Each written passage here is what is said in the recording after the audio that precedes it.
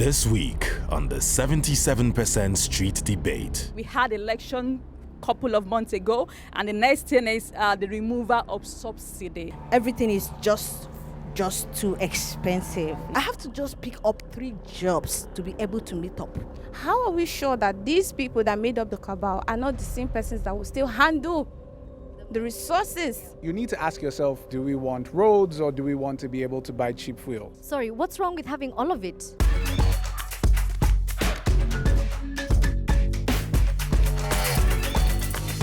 Hello and welcome back to the 77%. This week we are in Nigeria. And this country's president, when he was elected on 29th May of 2023, inherited an economy in dire straits.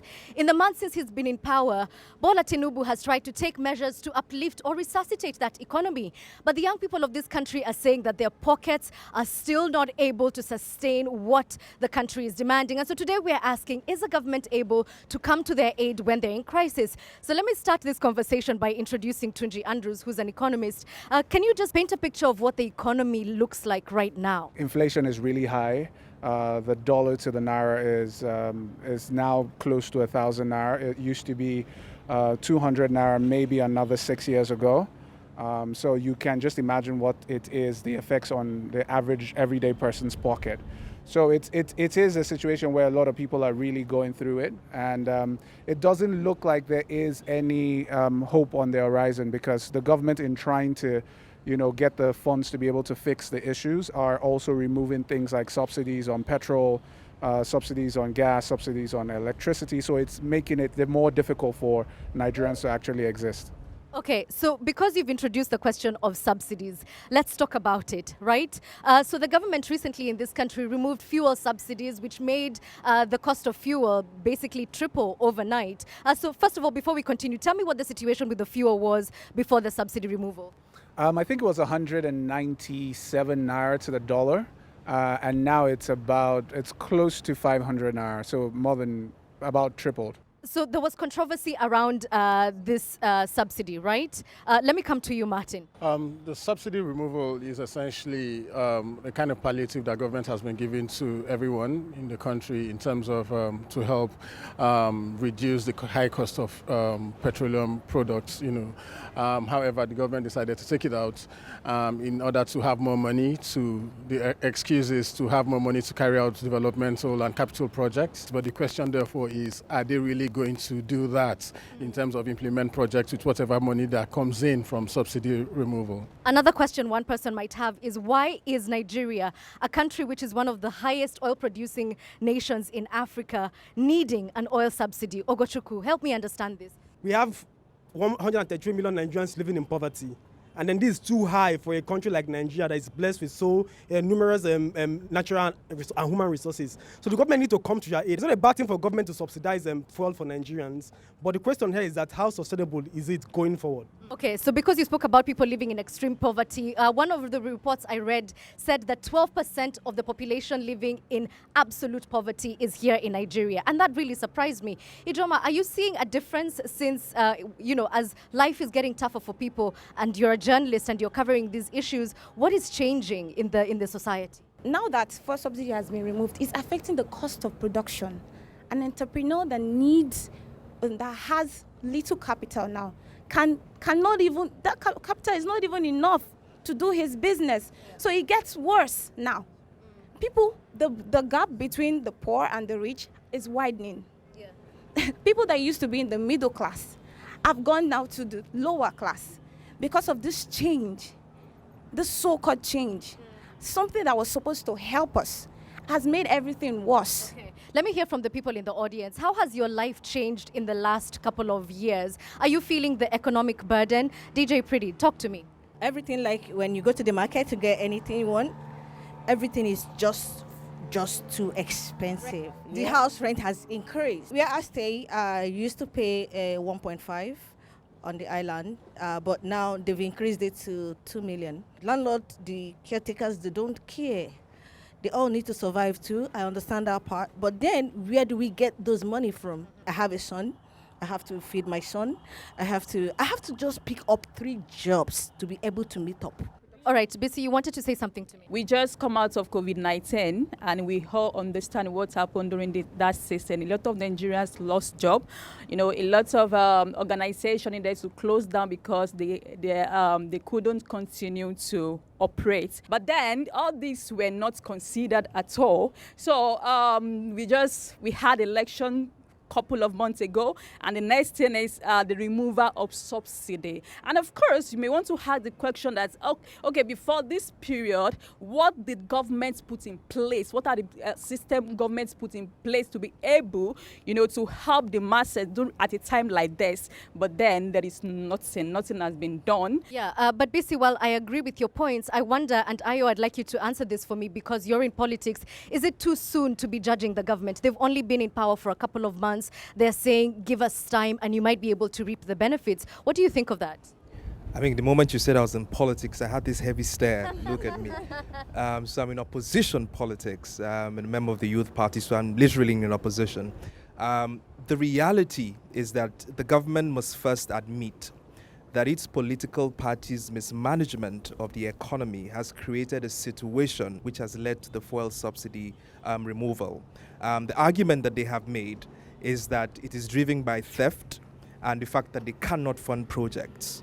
But unfortunately, you haven't pursued these criminals who have been stealing from our commonwealth, and there has hardly been any prosecution of these so-called criminals. So you've passed the buck on that responsibility of your inability to deal with the theft in the subsidy scheme to innocent citizens who now have to pay 3 times more for every other thing that they have been dealing with.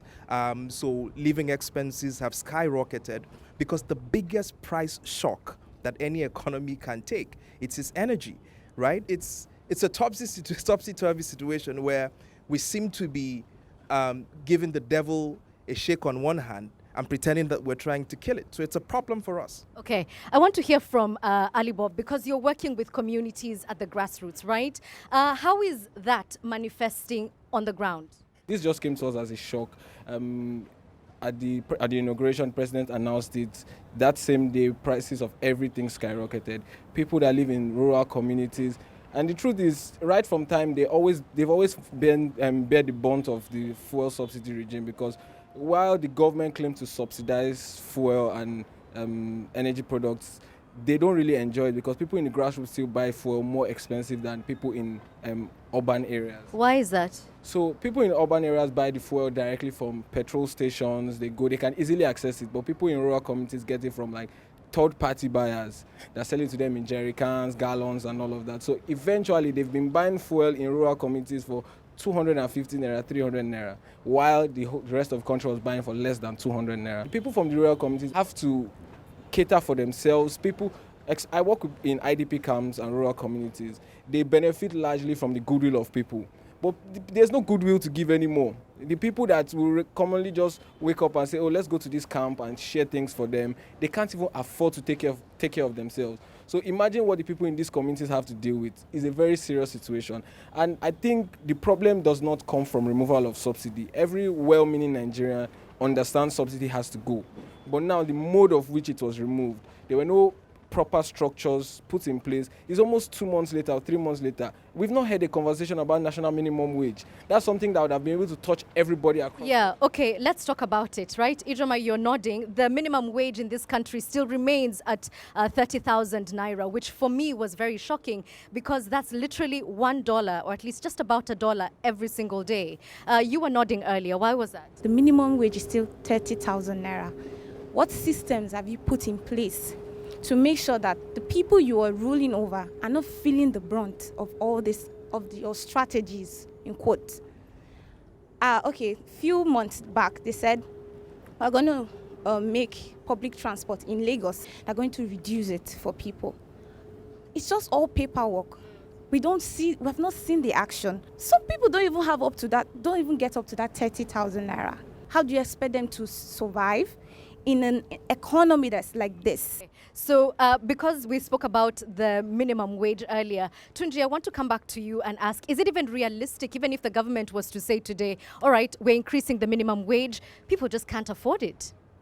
I've heard a lot of the things that have been said from a lot of the people, and there needs to be an understanding of how economies work. And for there to be expenditure, there needs to be revenue. And the main source of revenue for Nigeria is crude oil. At this particular point, we have issues around production due to theft and all the many other things, but generally we have never met our revenue expectations. Maybe in the last 10 years, I don't think we've met it once. No, you haven't. You're still not meeting your daily obligation to OPEC of 2 million barrels. Absolutely. So the challenge and the question starts to come, and you need to ask yourself, what's the trade-off?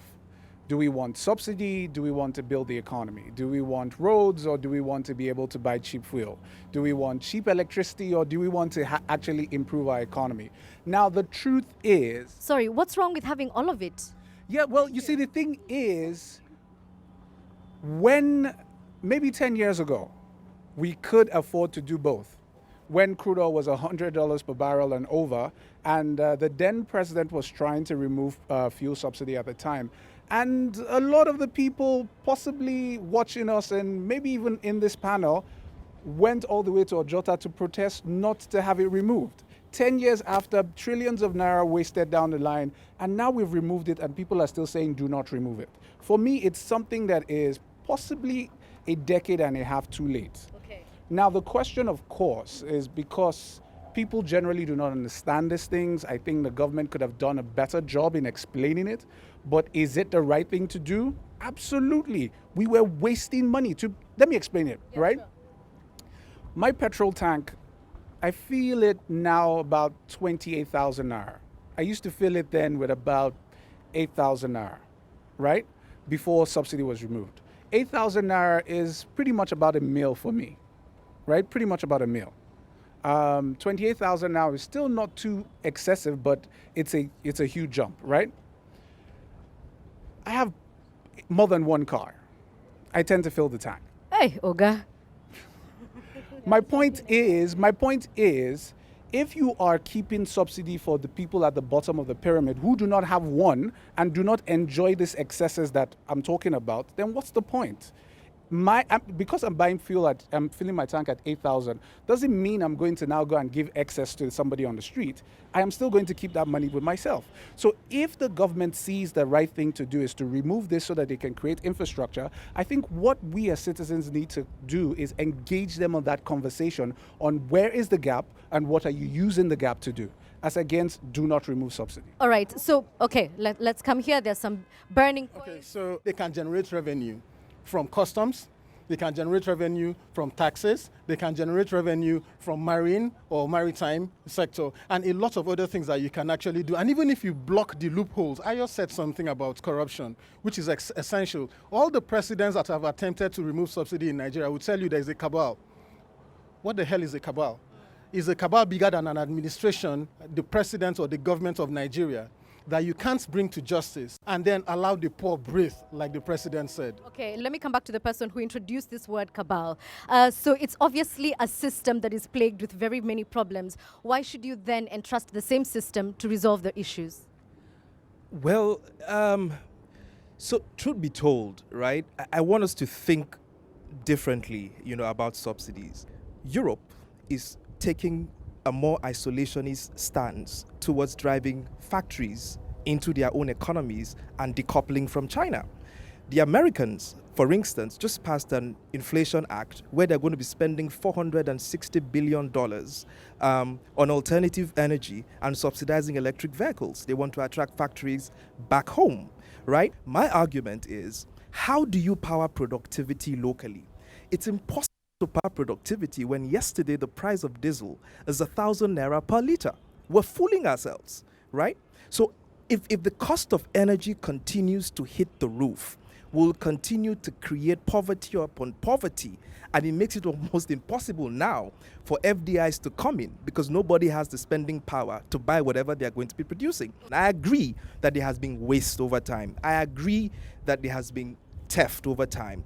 But I think, again, that we have to look critically at the biggest price shocks and how we can manage them, right? So, but you've said something really interesting, which is that the knock-on effects of this, it's driving people into desperation, into serious, serious poverty. Anybody else want?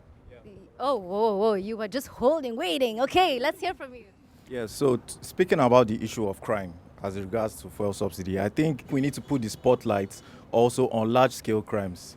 Sometime in June 2022, the MD of NNPC Limited made Nigerian National Petroleum Corporation Limited, which is now a company now. The MD indicated that the daily consumption of fuel is now about 103 million liters per day. And now he also indicated that about 53 million of these 103 million per day is actually being stolen. So that's actually a large-scale crime. These things are carried out. There are allegations here and there about high-ranking individuals perpetrating these crimes. And may or may not, the government may or may not know about it or may or may not involved. So just to bring the conversation back to center, we've spoken about what is happening in the country and the effects this is having. But Tunji, I'm coming back to you with the same question I started with. Why is this happening in Nigeria? You know, how is it possible that we're still talking, again, subsidizing fuel in an oil-rich country? Those two things don't seem to belong in the same sentence. The general context is when an economy is in a bad state like the one Nigeria is in, from years and decades of, bad mismanagement, policy mismatch, brazen theft, it will need to take some hard decisions. Nigeria has gotten here not by one decision, not by one bad president. It's gotten here by several bad actors bringing us here continuously. What we are experiencing in terms of high inflation, bad roads, bad infrastructure, is something that has decayed over 2 decades or 3 decades to be real. So it's not something that we can flip the switch and change around. So the question is, what do we do to fix it? If we're really as excited or really as passionate about making Nigeria better, I think the real job is in holding government accountable. Hold on, let me actually ask the person who's in opposition. How do you hold the government accountable? You are relaxing here. Wait, no. We're joking. You can't hold these people to account. So what's the point? I give an example. There's a local government chairperson in Ogun State who is in prison today. He's been detained by the DSS. Today he was arraigned. He's been manhandled for the last 3 weeks because he simply asked for the allocation that is due to his local government, right? And he's been locked up.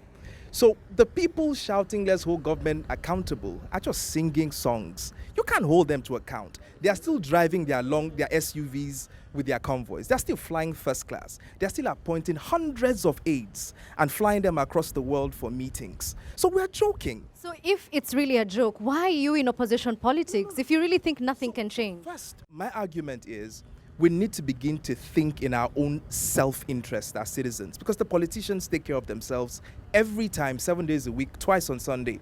We have to think selfishly for ourselves and understand where our own self-interest lies. That's why I'm excited about the young people who are fighting for low school fees. They are pursuing their own self-interest because the politicians will always take care of themselves. Let me hear from, give me a second. Give me a second to hear from Martin, because you mentioned self-interest and Martin has actually been arrested for criticizing the government, correct? Correct, that's correct. But I want to totally disagree with Ayo because when you talk about accountability... Hey, he's even removed his glasses. It's serious now. When you talk about holding government accountable, we've seen a lot of progress in terms of holding government accountable. So, for example, let's even start with the Gen Z and their latest protest in terms of NSAS. NSAS held the Nigerian government and put them on a standstill for them to at least get to a point where there was a little bit of reform in the Nigerian police. What we are doing here and expressing ourselves, if government listens, we are also holding government accountable, saying, listen, the subsidy you removed, you did it in a very bad and hogwash way. You should have fixed refineries, first of all, so that we can produce petroleum locally. Sorry to interrupt you, but you brought up refineries. Are they working at the moment? There is no refinery that is working in Nigeria, except Port Harcourt refinery, which is below capacity. Now, if you fix refineries, we can produce fuel locally, and it will then help to bring the forces of demand and supply into play in such a way that the forces of demand and supply will then dictate the prices of petroleum products. which will now make it easily affordable for people. But you didn't do that. You removed subsidy, you spent a lot of money in Dangote refineries, lied to us again last year that the refinery would work this year, and we haven't seen that happen. You can't therefore say that accountability, we should fold our arms and then watch government continue to do what it's doing. Because, for example, including the fuel subsidy in 2012, removal of subsidy in 2012, Nigerians marched on the streets and government was held accountable and people did a couple of things. People get arrested and there is a huge public outcry and government says, okay, we are going to reverse this decision. So as citizens of Nigeria, understand that our power is still very, very useful. And if we continue to use our voices to tell the government that this is what we want and we disagree with your policy, this particular policy that you're implementing, Nigerian government will have no other reason than to listen and to stand still. Okay, so I like that because it brings us really nicely into some solutions, right? We've talked about some of the problems and how they're affecting the society, but if you had the chance to be in those top offices today, what would you do to change things around? I want to hear from some of the younger people first. It's giving Gen Z. Let's hear what you have to say. So I also feel like encouragement of public opinion, because I recently heard that he was arrested for criticizing the government. Okay, so we as citizens, we do not just have that intention to just sit back and fold our arms whenever we see things disagreeable, especially with the government's actions. We should also be allowed to speak, allowed to share our opinions. We should not be condemned because we feel like we have better opinions or better interests or just some solutions. So whenever there's something known as constructive criticism, and I feel like we as citizens should be allowed to constructively criticize the government without being condemned. So encouragement of public opinion can also be, used to enhance this problem, because this is a democratic society. We practice democracy. We are not under dictatorship. We are not under narcissism. Okay, so we should all be allowed to share our views and opinions without being arrested or condemned. Yeah. I also think that the government should look into creating more manufacturing industries, and then maybe subsidize them too, and then open the borders for exportations. With that too, you create more job opportunity for the youths and make more money too, exporting goods out. Yeah. Ijoma? I wanted to add to what she said. Yes, manufacturing industry, make more manufacturing industry so that we can now export, which is a beautiful idea. But before that, how about reducing import duties? It makes sense to do that so that you can reduce the burden on people. And I also want to add, we've said a lot about accountability. I don't want to, but transparency too is very important. We need to know what's happening. Okay, you've removed the fuel subsidy, which is beautiful, and you said something about a cabal. How are we sure that these people that made up the cabal are not the same persons that will still handle the resources? How sure are we? Okay. So these are issues. I'm going to round to all of you. So talking about public trust, I think is quite straightforward. So, no, just make people feel like they matter. Okay, this thing is in your hand. Protect it, make it work. So when you're talking about fuel subsidy, we're always reactive, not proactive. You are planning to remove subsidy. Okay, these are the steps we are taking. National minimum wage will be increased, and we'll create avenues for CNG buses. Talk to people, engage with people. We are human beings. Eventually, everybody wants Nigeria to work. There's nobody that is settling down somewhere and says, I do not want Nigeria to work. So we are trying to remove subsidy. You have ministers, you have local government chairmen, you have councillors, you have House of Rep members. Send them back to their communities. Let them engage with the village chiefs, with the people. Tell them, when they explain to them, then they'll give you a brief window to perform. Once you engage, make everybody feel like they have a piece of the cake, they will calm down. Okay. Bisi. There is a system that makes it look like the leaders are up there and the public are down there. Whatever they are saying is a business. We don't care about it. So that it looks like there is a kind of body they are building, and whatever we are saying as public, as citizens, as youths, it looks like a threat, to their bodies. Look like a threat to their office, it look like a threat to their position. So we need to remove that orientation. We need to change our ideology. There should be understanding between the leaders and the people they are leading. So we need to eliminate that. We need to remove that, and there should be, mutual understanding, and what the public is saying should be considered as need and not to be seen as threats. Okay. And finally, my issue with government continuously is there's a Nigerian parlance where we say we need to pick our hustle. This government comes in and decides we're going to be semi-socialist. This government comes in and says we're going to be completely Democrat. It's always a mismatch. Today we are facing this way, tomorrow we're going this way, next tomorrow we turn and we go down the middle. It's a pick one decision and stick with it. But the people, which is the most important factor in this entire conversation, need to realize that the people who are in government are not gods. They came out from us. They need to be held accountable. Okay, I think that is a beautiful place to wind up. It was a very complex question that I asked, but I think Tunji has tried to sum it up really nicely, and I don't dare add anything there. For you, for watching, I thank you always, and see you next time.